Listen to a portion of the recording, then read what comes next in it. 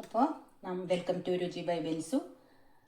അപ്പോൾ നമുക്ക് മാക്രി പായസം എങ്ങനെയാണ് തയ്യാറാക്കുന്നതെന്ന് നോക്കാം. അടിപൊളിയാണ് കഴിക്കാനായിട്ട്. എല്ലാവരും ഒന്ന് ട്രൈ ചെയ്ത് നോക്കുക, ഫീഡ്ബാക്ക് അറിയിക്കുക, സബ്സ്ക്രൈബ് ചെയ്ത് തന്നെ കാണാൻ ശ്രമിക്കുക. Thank you.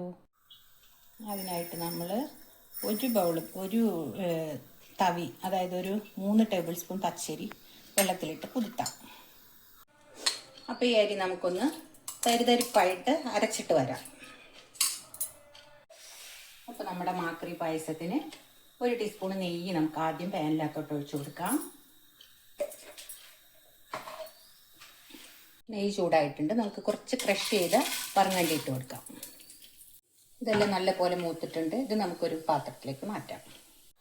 ഇനി നമ്മൾ നേരത്തെ അരച്ച് വെച്ച അരി അരച്ച് വെച്ച് 3 ടേബിൾ സ്പൂൺ അരി കുതിർത്ത് അരച്ചത് ഇതിനകത്തോട്ട് ഒഴിച്ചു കൊടുക്കാം.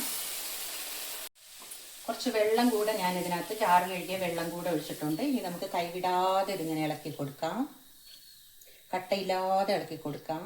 തീ സിമ്മിലിട്ടിട്ട് ഇത് സ്വല്പം കുറുകി വരുമ്പോൾ നമുക്ക് ഈ ശർക്കരപ്പാനി ഒഴിച്ചു കൊടുക്കാം. ശർക്കരപ്പാനി നമ്മുടെ ആവശ്യത്തിനുള്ള മധുരം ഞാനിവിടെ പാനിയാക്കി വെച്ചിട്ടുണ്ടായിരുന്നു ശർക്കരയുടെ, അതൊഴിച്ചു കൊടുക്കാം. അതുപോലെ തന്നെ നമുക്ക് 1 പിടി നാളികേരം അതും കൂടെ ഇട്ട് കൊടുക്കാം.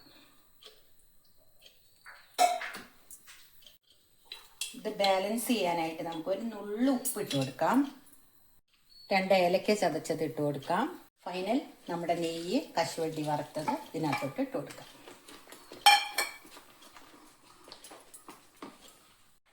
ഇത്രയേ ഉള്ളൂ. നമ്മുടെ ഇവിടെ മാക്രി പായസം റെഡി ആയിട്ടുണ്ട്. എല്ലാവരും ട്രൈ ചെയ്ത് നോക്കണം. വളരെ സിമ്പിളാണ് ഇത് ചെയ്തെടുക്കാനായിട്ട്. നമുക്ക് ഇടയ്ക്ക് നമുക്കിതിങ്ങനെ കഴിക്കണമെന്ന് തോന്നുമ്പോൾ ഇത് നമുക്ക് കുറച്ച് ലൂസായിട്ട് വേണമെങ്കിൽ അങ്ങനെ കഴിക്കാം. ഇതിപ്പോൾ ടീസ്പൂണിൽ കോരി കഴിക്കുന്ന അതേ കൺസിസ്റ്റൻസിയാണ്.